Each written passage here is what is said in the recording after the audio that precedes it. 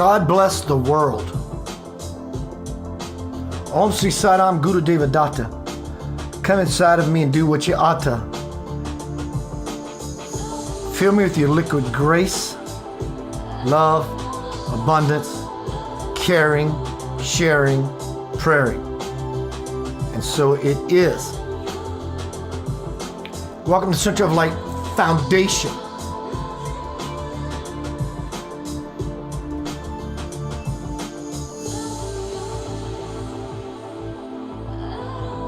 Yanava. It's good to see everybody. Tonight's presentation. Hello, Melinda. Beautiful Melinda. I love your energy, Queen.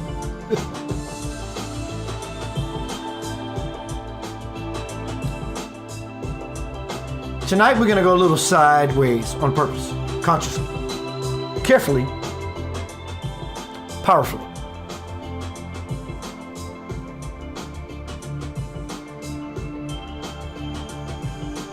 If I reach one person,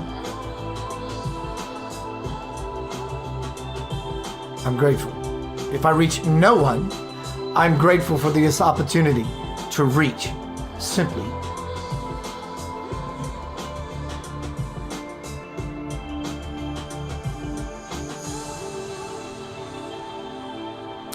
We're going to get into a tender subject deliberately. What is that subject?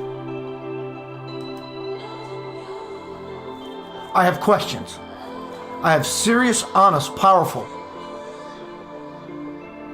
You can't get out of the corner questions. Without answering the truth, you cannot get out of the corner that you have painted yourself in, including myself. This was me many years ago. And I ratcheted up. And I've broken through the illusion, the matrix, the simulation. Now I live in stimulation.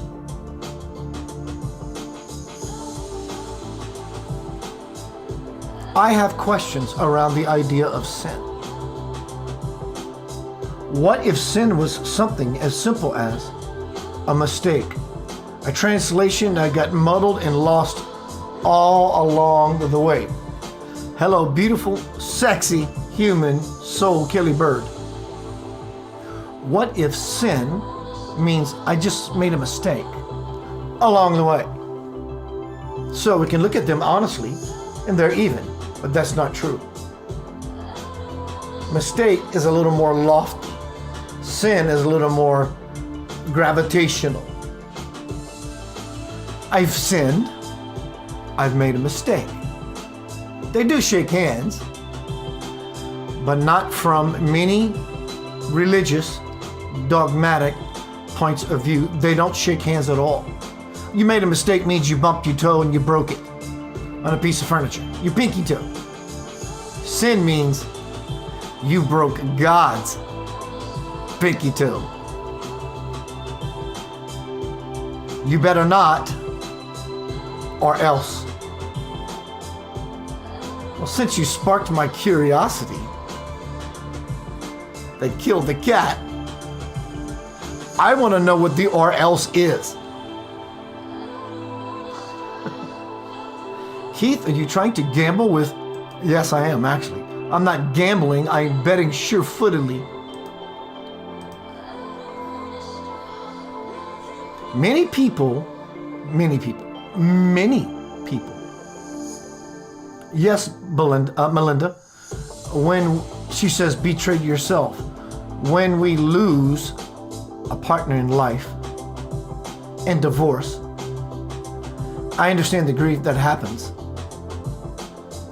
It seems applicable that we grieve what happened, but it's truly because we've divorced ourselves.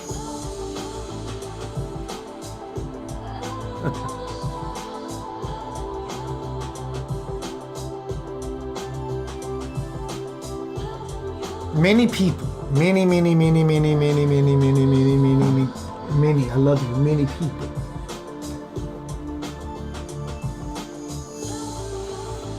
feel guilty simply by association. coming from a dogmatic point of view. They're standing next to you, and you're just being your crazy, beautiful, sexy human self, and you shout out a whatever, or you do a whatever.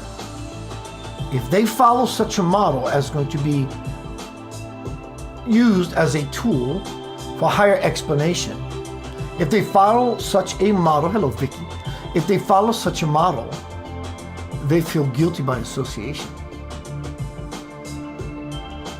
Hello LaDonna. You may not be such a one. You may be on some degree that you don't know about. Either way, you may not be such a one. But people who live in this dogmatic, religious, brainwashed, it's one thing, it's not what you believe that's the brainwashing that occurs in any of our lives. It's what we believe blindly, because your brain was scrubbed. And we did not do the rub-a-dub-dub and do the spiritual work and eat our spiritual sustenance and spiritual grub to find out the truth. Like I said last night, there's a difference in believing what you believe to be true, and it just so happens to be the absolute truth, than believing what you believe to be true and experiencing to the level and depth of knowing. Hello, Dana Trotter on YouTube. I felt you come in. Kelly Bird says, I'm drying my brain out from washing. Make sure you use a fabric softener when you dry it.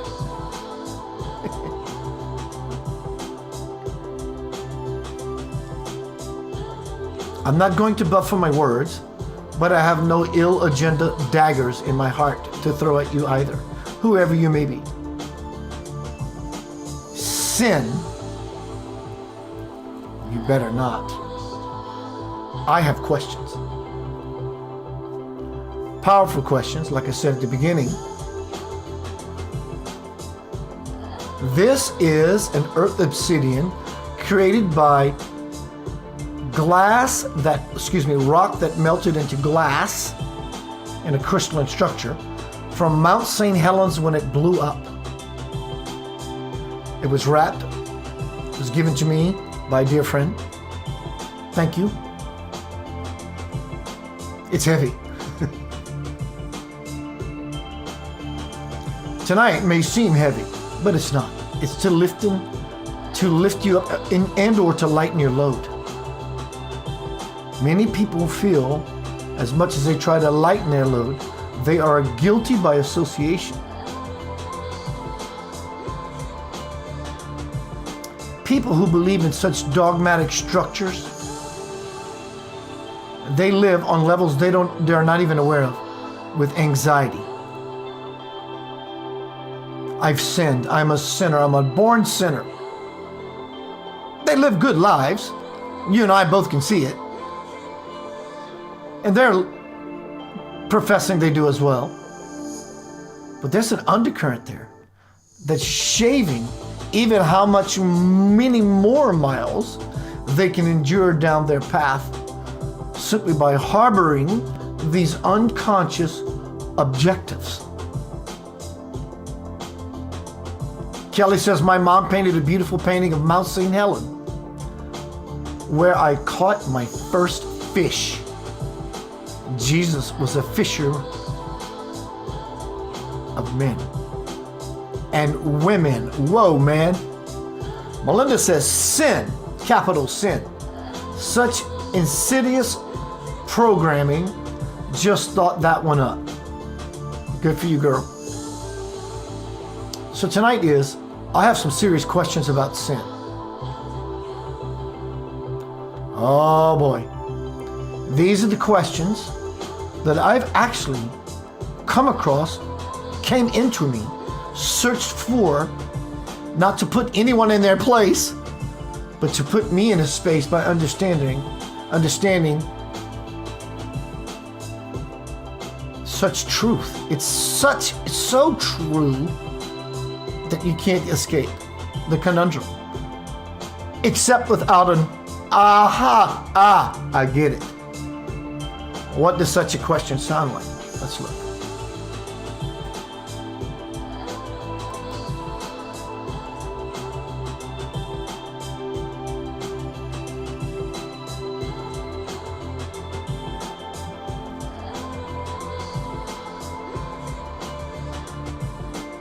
New stuff happening. Can everybody hear my voice against the music okay? 1 or 2 thumbs up would be great. Welcome to Center of Light. We're speaking about... You better not. I'm assuming Melinda says everything is good. I was hoping to get a word, but I get the translation. So tonight we're speaking about... I want to change the music. I'm pumping the music a lot louder.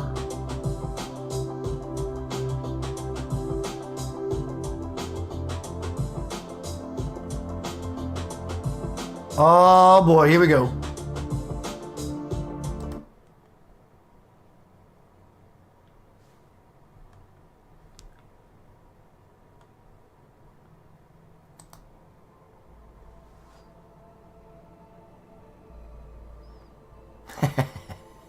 Loud is not good enough, says Vicky. This one's really, we'll leave it right there. So tonight's presentation, I'm just having fun, which I always do, so I'm never in a hurry. Hope you're not.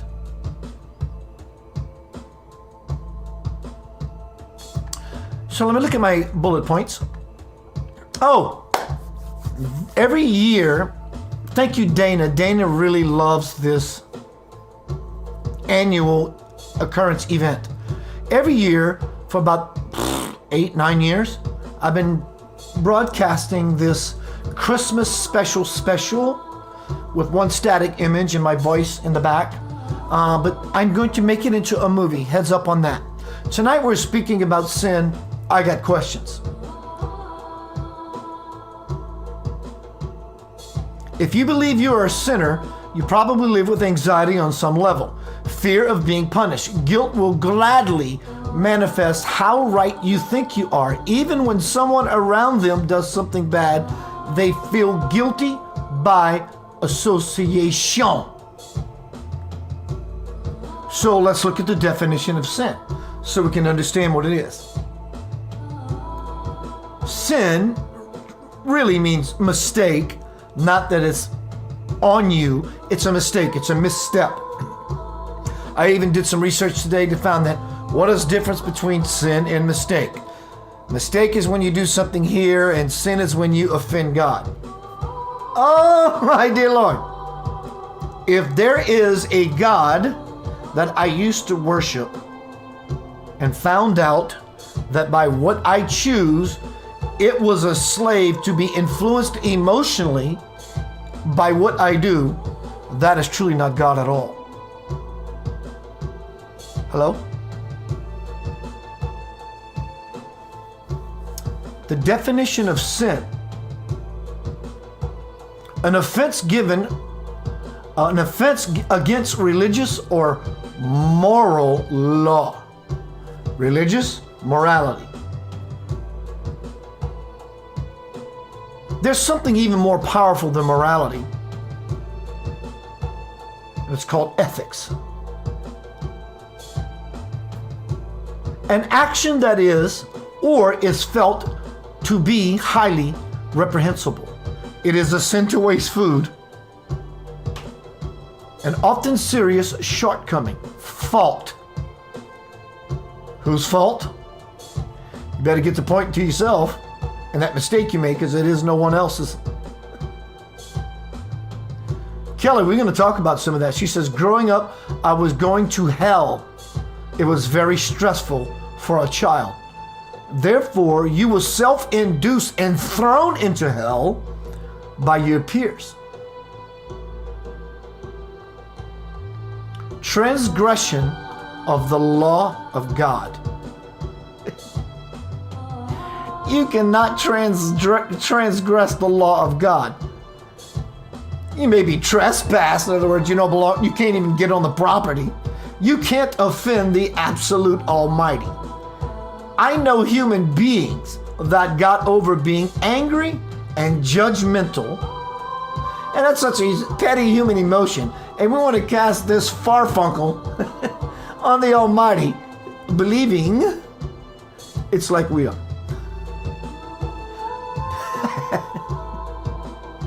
Sin, definition verb, sinned, sinning, and transitive verb to commit a sin, to commit an offense or fault.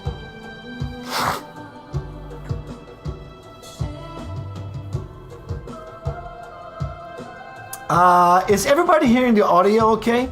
Deborah says the audio is in and out. I'm open to your idea, Deborah. I don't know why that would be.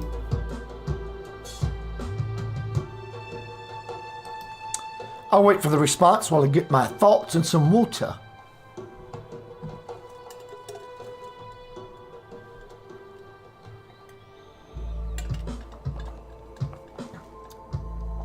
Thank you, Melinda. Moving on, tonight's presentation is sin. I have questions. Not to be cocky and all this arrogant stuff. There's a difference between arrogance and knowing what is true. Just because a fireman voices his opinion, no, he speaks about what it is to be a fireman, doesn't make him arrogant. It makes him a fireman. About sin, I have questions that I'm going to pose that will kickstart you in your britches. They're delicious, powerful questions. And I use this word deliberately. I challenge anyone. And I'm even going to quote it, but I'm not going to quote it. But I'm going to quote it. If that's what you need to make yourself feel better about listening. I challenge anyone to explain to me, not because I'm better, because I'm curious and open to always ever expanding. That's called non-arrogance. But I know what I know as I know it to be, to the level I know myself. Here we go with the questions.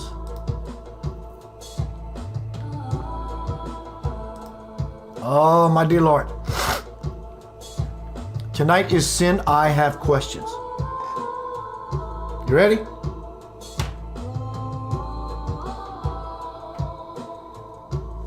If God is omnipresent, if you're a biblical person, or whatever religious denominational person, that in your said scripture speaks of God's omnipresence, and if Webster's dictionary is the resource of language itself, it is the core, it is the greatest spiritual scriptural book ever written, because the dictionary and its scripture brings about clarity and understanding to the entire race of humanity. Someone, is that true or not? So as we look up the definition of omnipresence, it says present in all places at all times. There is no place it is not. People in a certain religious movement, I've heard them say, well, that just means God's influence is simply everywhere. How is God different from his influence? You can't paint yourself out the corner. Omnipresence, present in every place at all times, in all places at all times. The only place it is not present is fear. God knows nothing of fear. God has an ignorant aspect of itself. It doesn't know what fear is because it does not and cannot nor will ever not dwell in it. There's no other way to skin it, that cat that is. If God is omnipresent, it's you. It's everything you touch, everything you see, everything you smell, with the hope that it's not erroneously launches you from a blissful space into one of hell. Hell is your life gone wrong on any level. So if God is omnipresent, the one behind it all, capital all, there is no hell, there is no devil, or God is the one behind it. If God is omnipresent, imbued in all things, you can look at every individual thing as a globule, potential, cells, earth. You have trillions upon trillions of these round things in you, the sun, the galaxies. Everything is round, everything is spherical. There's no such thing as a flat earth Stop deluding yourself. Because from the center of where you are, whatever you call your center, out what you experience. A soap bubble is a soap bubble as the most energy efficient shape there is. So everything in creation is a potential until the light enters. You go look outside on a nice, bright, sunny day, find a nice patch of blue sky, and look intently. But I don't mean look like you're doing this kind of thing. Intentfully means this. Look, step back, open up your gaze, and let go and watch. You will see orbs of light, photons everywhere. On a snowy day, there are gazillions of them everywhere. These are individual units of light, photons. Everything is made of photons. Everything is light. God is omnipresent. So God is either the one behind the devil and hell, or it does not exist at all. Someone give me a response. It's nonsense. But there are some reasons as to how things become spun out of hand.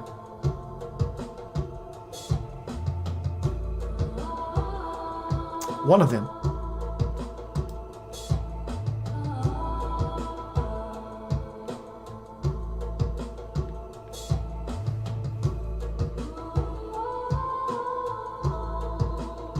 I'm going to get to that shortly.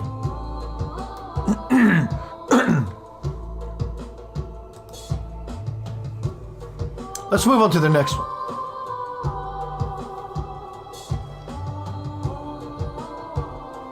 I'm going to look at it again. I want to be sure exactly what it is so I can feel.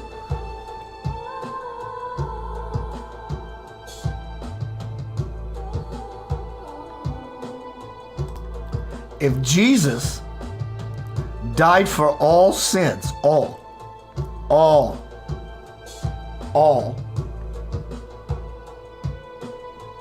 then hell is bullcrap. Or he would have died for nothing.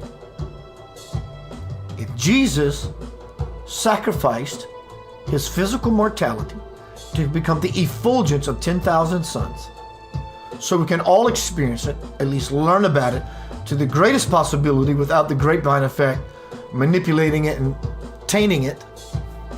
If Jesus died for all sins, you as a sinner that can go to hell if you are not saved is nonsense.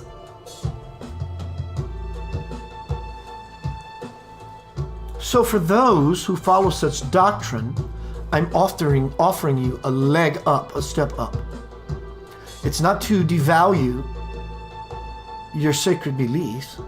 It's to actually make your belief in what you know is sacred to be even more sacred, to a level of knowing and no longer simply believing blindly.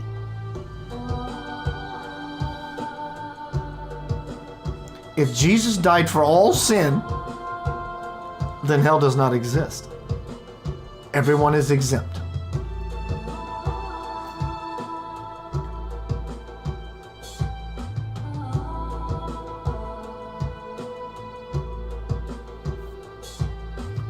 But what we call, Scripture has referred to as hell, is the lower astral planes, where your guilt, if you believe that you have sinned and or a sinner, will surely give you all you like. It's self-induced guilt, feeling the deservement of punishment. And guilt always punishment always serves guilt.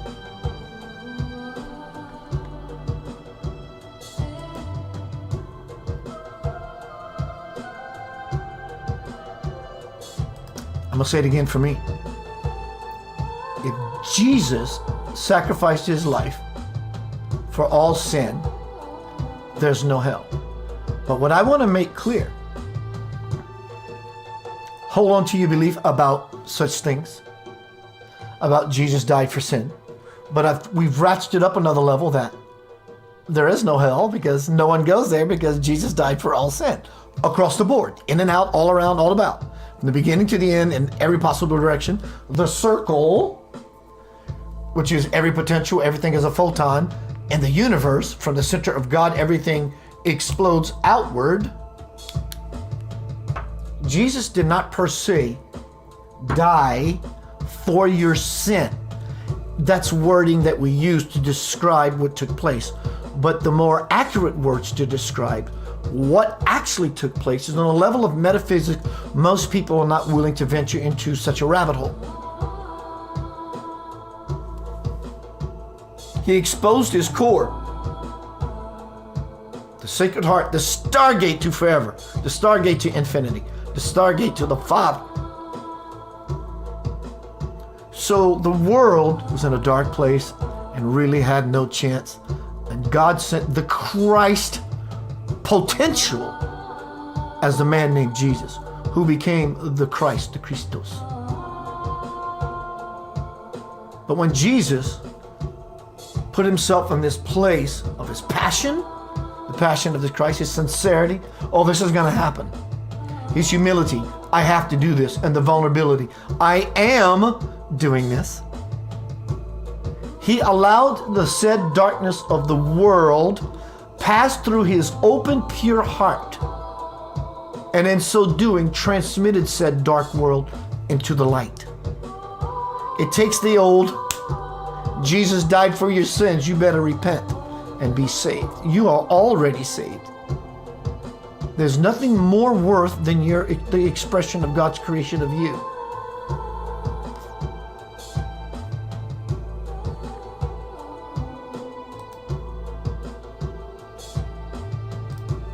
Song break. We're going to get further into indoctrination, belief. If I reach one person and you reach back, I'm glad to know you. I want to touch your heart. Please touch mine.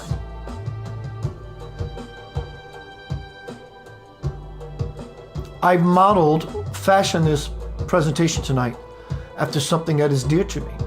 I see people wanting something in their Christianity, their whatever entity, or their whatever ism, including myself.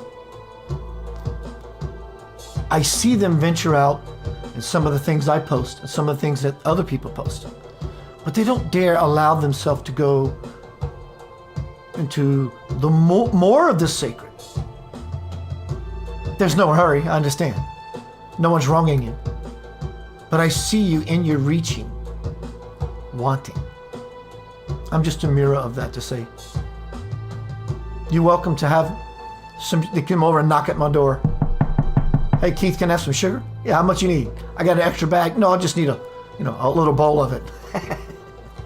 Stick around, be right back. Tonight is Center of Light Sin. Not only sin, but I have questions in general about the per se, the nature of things, but not the nature of things. The things are not truly natural. Natural law, which can never be fudged or budged or ever broken. Many people have eaten so much cracker, they are now choking on the nonsense that has been handed down lineage after lineage. I am here to break my family curse. For better or for worse, I hope you're doing the same. Because why? You've done nothing wrong, dear one. You are perfect as it is.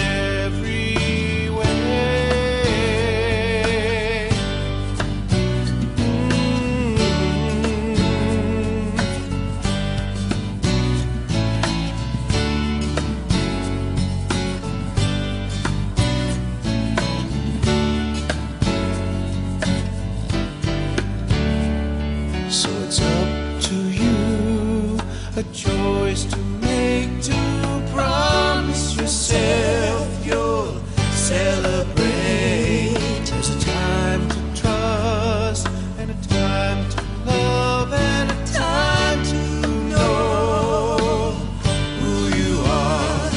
So let the love of God for you. It's always been that way. It's time to celebrate who you are. Perfect in every perfect in every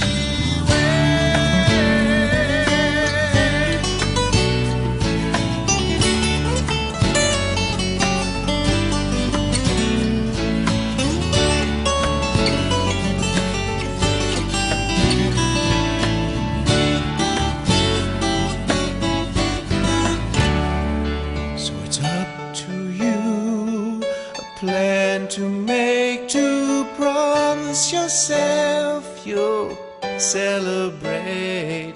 There's a time to love, and a time to trust, and a time to know you are loved.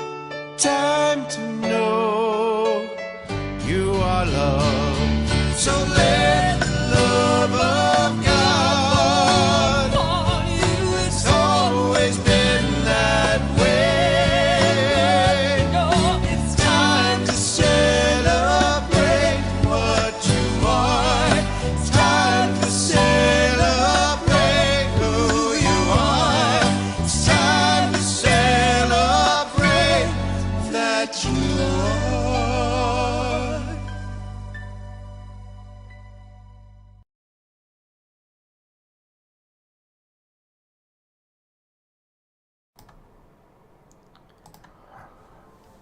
Welcome back to Center of Light Foundation Studio. Yo, in my little apartment, I love my props. I take a lot of wonderful pride in what I do. And what I love is you. And I want to come inside you and fill me with your own love and heart and all that good stuff. I'm going to change the music. I want to say thank you to Pixabay. Free site, Pexels as well. Pixabay. All these great videos and music and photos for free, absolutely free, with no attribution required. Gotta love that. I'm gonna change the music to some Enigma, like one of my favorite bands back in the day when I started my spiritual crawl. This is a remake of Enigma, so there's no copyright issue. This album, I wore it out, though you cannot wear out a CD. I never turned it off, ever, ever. My house became this drone vibe. Kelly Bird, in all her divine queen wisdom,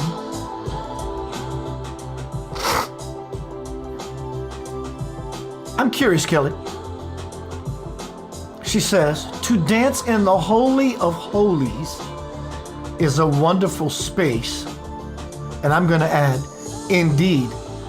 Hello, Mary McHale. Kelly Bird says, to dance in the Holy of Holies is a wonderful space. Kelly, is this something you've read and just it's been with you, or is it something you've inspired? Either way,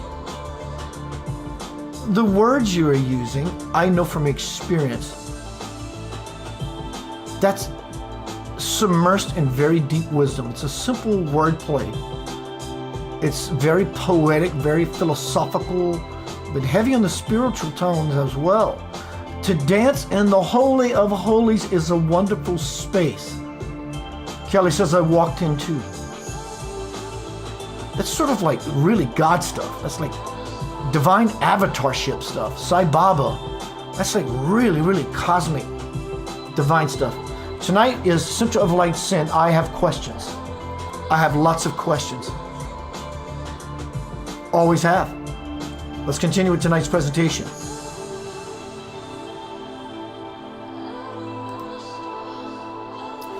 So tonight I am debunking some of the beliefs out there, lovingly.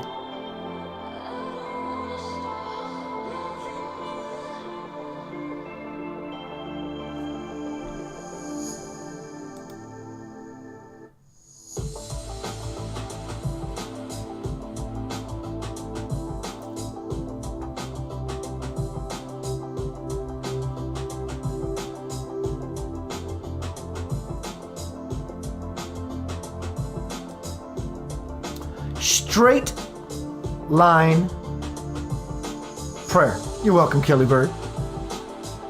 Straight line prayer. What is straight line prayer? I don't know, something I coined. Whatever. Straight line prayer.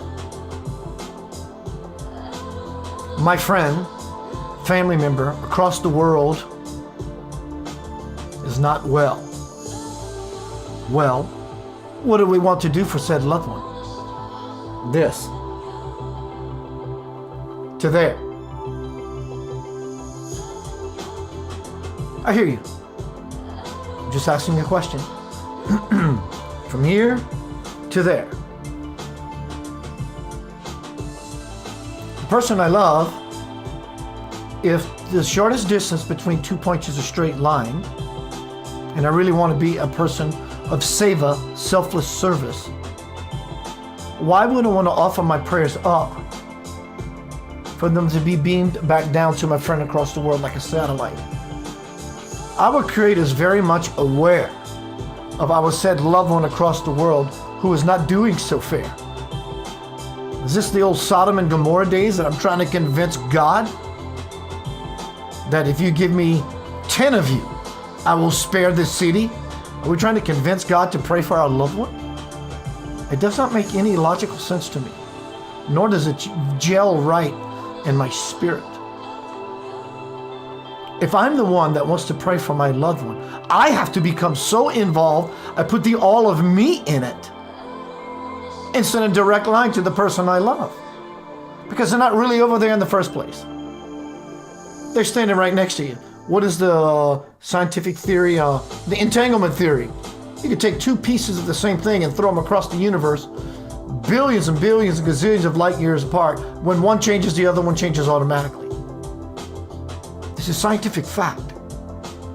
Science is the explanation of God. But when you want to pray for yourself, then you go up. Now it's a straight line between you and your conversation with Divine Parent.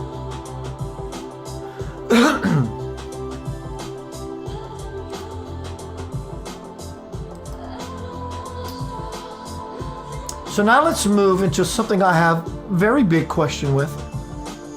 Gehenna, as it's really pronounced, where they would burn rubbish. This was a garbage dump where rubbish was burnt. Its name conjures up a picture of a dark, fiery, evil place of refuse and pain filled with gnashing of teeth and agony beyond all comprehension. Jesus referred to it nearly a dozen times in the gospel accounts, and today the word is often synonymous with hell, a terrible, vile place that invokes violent images of anguish, unrelenting misery, and destruction. Our life gone wrong on any level is hell. You ask someone who lost a child, and they're all still alive except the child. You ask those people how well their life on earth is going.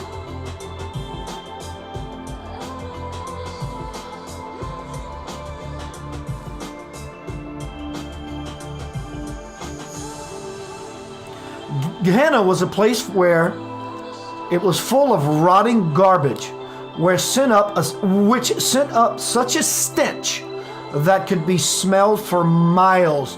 There are stories of fires that were kept burning via the adding of brimstone, sulfur.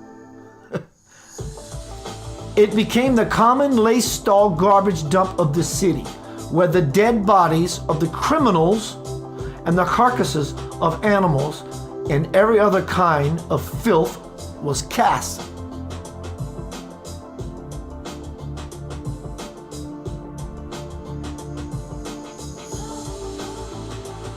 So in this way, hell, Gehenna, was used to describe metaphorically a place.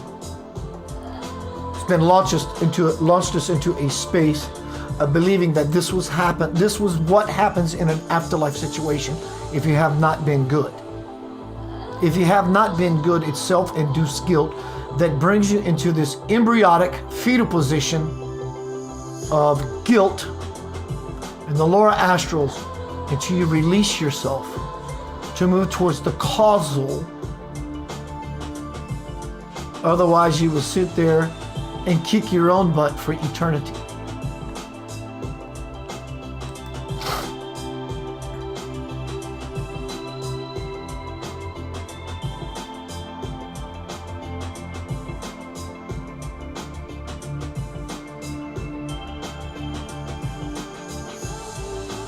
So now we're going to move into, let's see if I can find the image. There we go. Homecoming Crossing the Bridge to the Soul, my most recent bestseller, which is a derivative, was derived from my bestseller back in the older days, The Divine Principle Anchoring Heaven on Earth. You can purchase this book now on Amazon, or you know how to find it. So some reading from that about tonight's presentation, Sin. I have questions. I honestly have questions within myself. And in the question is the answer itself. Let's change the music. Something a little more soothing to...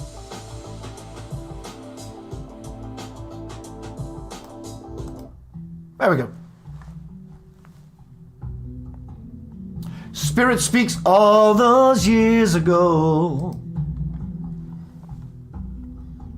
So on the theme of tonight's presentation, I pulled this from the book. I ask, what about guilt?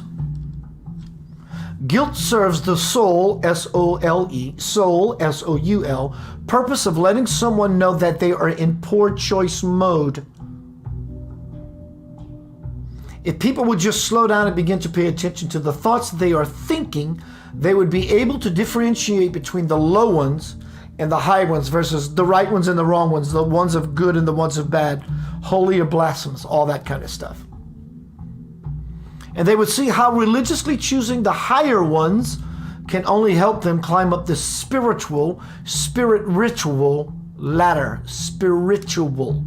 People who live in a conscious state of guilt are not at all happy about the inevitable idea of death because they fear what they think they are going to face when they die. You can see that in anyone who believes in such a mindset. And then here's a very important question towards tonight's presentation. I asked Spirit, well, if this is how they think their afterlife is going to be, why is it they do nothing to change the very bad behavior that they think will land them there?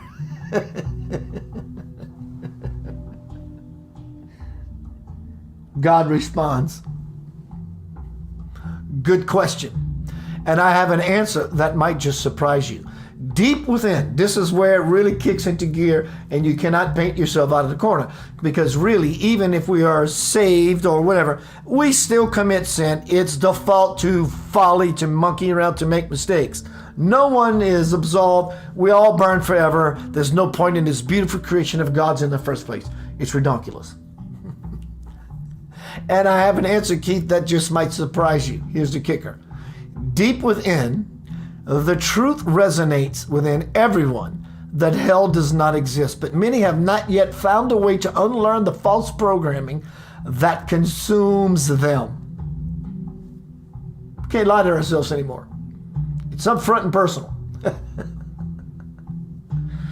Because if we were saved, we would no longer commit not even one more sin, not even one more. I'm saved, I'm pure, not even one more.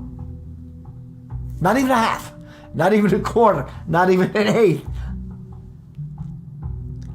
Good question. Deep within, the truth resonates that hell does not exist, but many have not yet found a way to unlearn the false programming that consumes them. Anyone who truly believes that if they are bad, they will be condemned should... Here's one of those paint yourself in the corner you can't get out until you understand the truth. Anyone who truly believes that if they are bad, they will be condemned should find that prospect enough of a deterrent to stop them from their supposed wrong doings. That alone should scare the hell out of them. Seriously, it should. We've all heard it's a sin to be born human.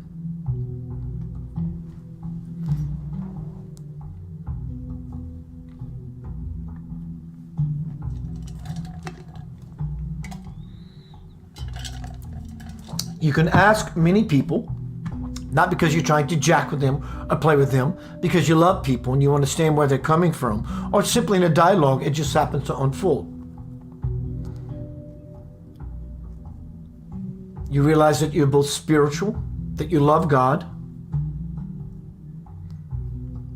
and someone begins to profess, or you may be such a one, that God is this being that dons this garb and acts and behaves in a certain way, as if God can act and behave whatsoever.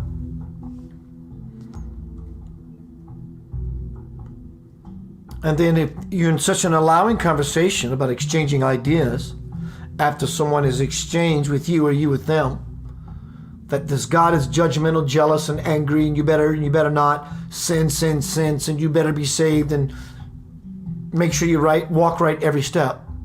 Well, this is one aspect of a level of an understanding of God Creator. But if someone poses an idea that looks something like this, if this is what you think God is, if there was a God who was non-judgmental, unconditional, all-allowing, which one of these two gods would be considered the higher?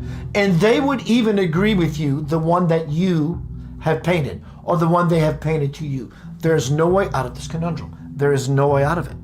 Because we all understand anger, judgment, punishment. We all understand support, respect, and grace. Which one feels better? Feeling better is the truth. Everything else is fear, hellfire, damnation, punishment. I'm guilty by association. We've ratched up. The other becomes non-true. There's no way out of it. Original sin. Is there an original sin?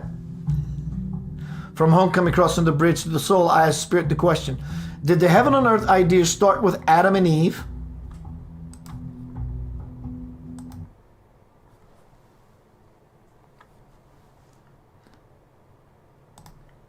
Did the heaven and earth idea start with Adam and Eve?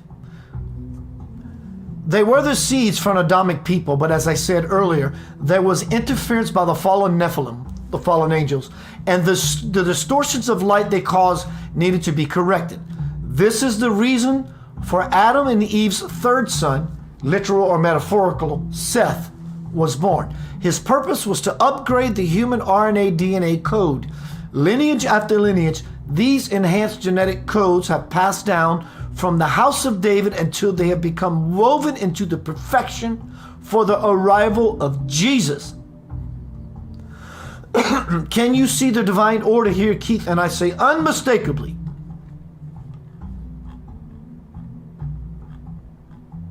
Wow, lots of reading. So I'm going to skim through the fat and get to meat potatoes.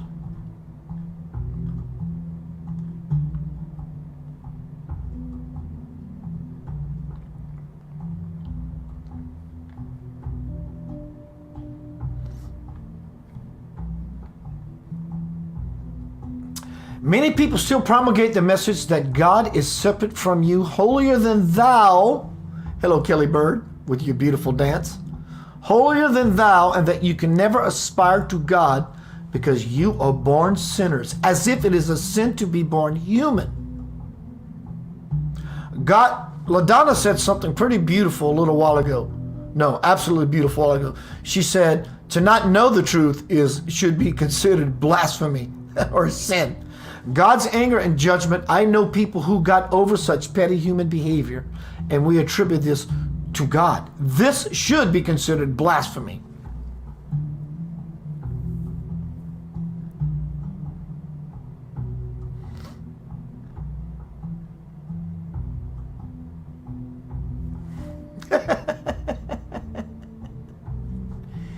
If Adam and Eve had been... Let me see if that's where I want to start. Oh my God! So throughout this dialogue between Spirit and I, 8 years plus of meditation, I say, well, for some reason after this dialogue, I felt compelled to italicize the word replenish, where God said, go out and replenish the earth. Replenish the earth. Well, for some reason, I felt compelled to italicize the word replenish as it came through. And Spirit says, good. You got that there was some who came before you. If Adam and Eve had been the first, I would have I would have had them go out and plenish the earth, not replenish it. They did, however, usher in the era during which I descended and walked the earth as man and woman. Adam and Eve were the first embodiments of God consciousness. Metaphorical, but there is a literal point to this, that at some point, whether they were called Adam and Eve, a descendant of the quantum mechanical unified field that we as spirituals call God, did descend upon this earth and made itself a bipedal creature in an experience to graduate to its highest ideal. Hence the veil. When they ate the apple, you're now shamed because you've lost sight of that you were one and now you're two. This whole dance of the process of the evolution of consciousness to where we now sit. Many people are losing their guilt for being themselves. Thank you, COVID. They did, however, usher in the era during which I descended and walked on the earth as man and woman. Adam and Eve were the first embodiments of God consciousness. In their nakedness, they had no fear or shame because they saw each other as two forms of the same self. This is before the metaphorical split. It was only after they made the choice to separate, I want to be my own self, versus part of the divine ocean consciously, from the Creator, that they become afraid and can no longer see how they were connected to each other or to God. Though man is different from all else in creation, you still must rise above the original sin of separation. If there's an original sin, it's separation from God by making a choice to do so. But even that in that sin, you're not punished. Your consequences just simply follow by the law of dharma and karma. As above, so below, and forever will go. Reap what you reap, what you reap, you sow. Comes around, goes around. Karma. Every action, there's an equal opposite reaction. It's all the same dialogue to paint the picture of that.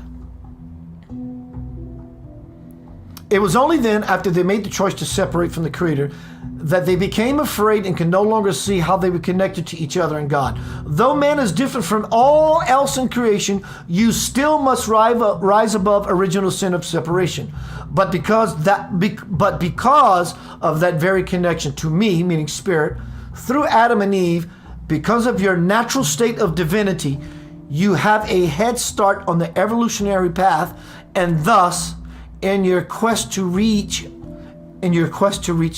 God's state of being.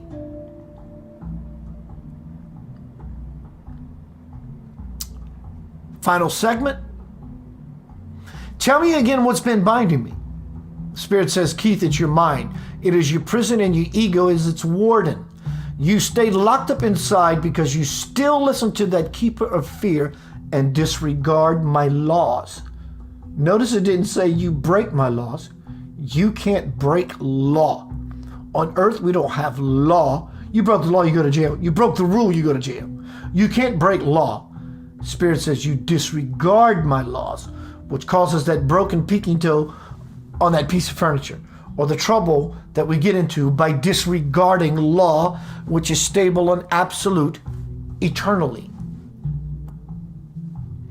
But from this day forth, you can pardon yourself from this life sentence by listening to Spirit and by accepting the fact that I am here and offering you the key, this wisdom you're hearing right now, to unlock your spirit. All you must do is accept it and know that you truly deserve all that is good. You must believe that the Christ is you. You are Christians, aren't you? You're Buddhist, aren't you? You're whatevers, aren't you? Aren't we? And you must begin to live that belief so that, oh dear God, I love this word, this phrase. You must begin to live that belief so that you can marshal the power to move through the illusions of separation, disease, and ultimately death that will continue to present themselves. Only your perception, thereby choice, is what keeps you from doing that. And I ask, is there an original sin? And if so, what is it? That would be conscious separation from God. Like LaDonna said, not moving into the truth is blasphemy, whatever word she chose. That would be conscious separation from God. But conscious or not, you can never separate from me, Spirit says. And despite your God amnesia, your higher self, your soul, remains ready to emerge so that you can become the love on earth. Another thing that keeps you from knowing yourself as the soul is the large dose of doubt you still carry from other times and other experiences. When will you realize that doubt is the most destructive force to inflict upon yourself? What do you think prevents you from knowing? And I respond, half-assedly, confusion. And Spirit says, yes, but Keith, why are you confused? I said, it's like there's a battle going on within me. I feel I know it's real, but my analytical mind, that's the trouble. That's the indoctrination, that's the dogma. That's the trouble. But my analytical mind still tries very hard to convince me otherwise. I guess I've allowed the stuff I've taken in since birth, the indoctrination, to rule my decisions. Rule, not law, rule. Yes, that internal struggle for power, Spirit continues, is what I meant earlier when I spoke about right and wrong. Confusion has shaped your every doubt. Doubt has created your confusion and your lack of, oh my dear Lord, clarity.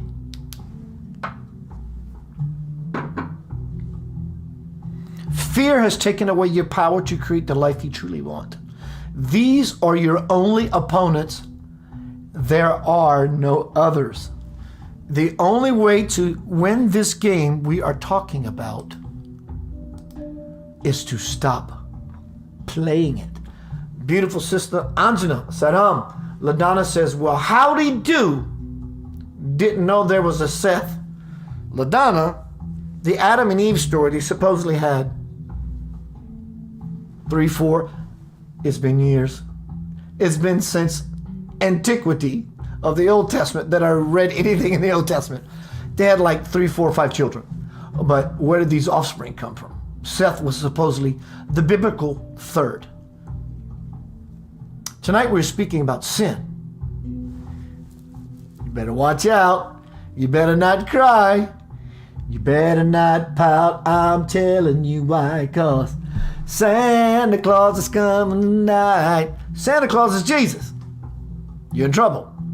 You've done naughty things.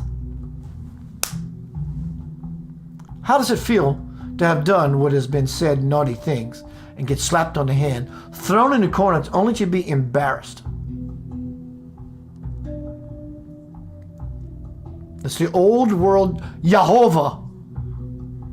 Yahweh came in the door, representative as Jesus, and said, I'm going to now baptize you in fire. It's no longer water.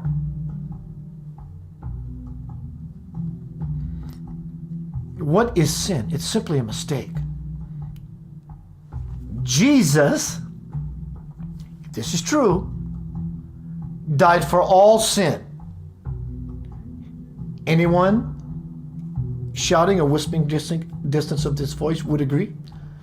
If you follow any religion or Yeshua, Jesus, is your model for your own way, would you agree that such sacrifice creates such an amazing beauty? So if Jesus died for all sin, not from when he died to where we are now, to where we're going, all sin.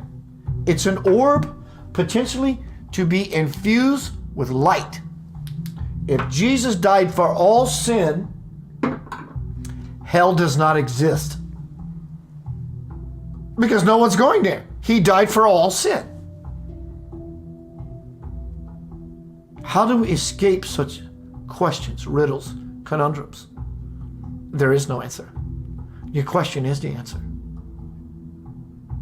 If God is omnipresent, present in all places at all times, all places, all times, omnipresent, then hell does not exist. Or God is the one behind it. Am I denying the supernatural or the paranormal? I am not. I am denying the wonkiness of the mind that won't let go that which is natural, be what it is, so we can understand it exactly what it is, how it is, and what we can do with it. Hell is your life gone wrong on any level.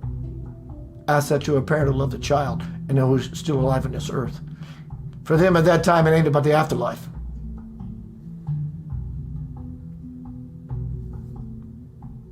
If God is omnipresent, present in all places at all times, except fear, which doesn't exist, it's a man-made construct.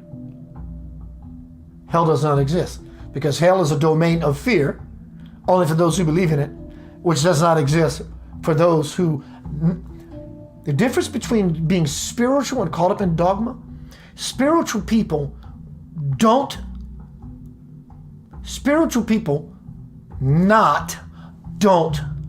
believe in hell. Spiritual people don't say, I don't believe in hell, because in sort of a way, they're still believing in the hell that they're not believing in. Spiritual people simply don't acknowledge nonsense. So, though not believing in a hell is a step up from where one may have come from, and congratulations, we've all have stepped up through these ratchings up, these leveling ups, these shifts. If my focus, your focus is 100% on the truth, not 99.9, 100%, there's no turning of the neck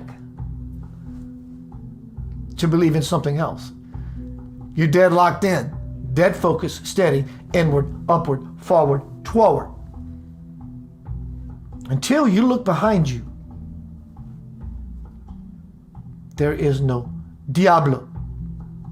You make it real for yourself, it will scare, literally, pun intended, the bejesus out of you.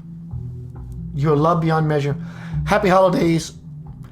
For Christmas this year, the annual event I do about the rebirth of the Christs, plural, I'm turning into a movie. It's a lot. You'd be surprised how much 45 minutes takes to fashion into video. You are worth that. I am worth that. I have questions about sin. I understand wrongdoing to others, but wrongdoing regarding yourself, look at it. Understand the universe is patient. It will wait forever.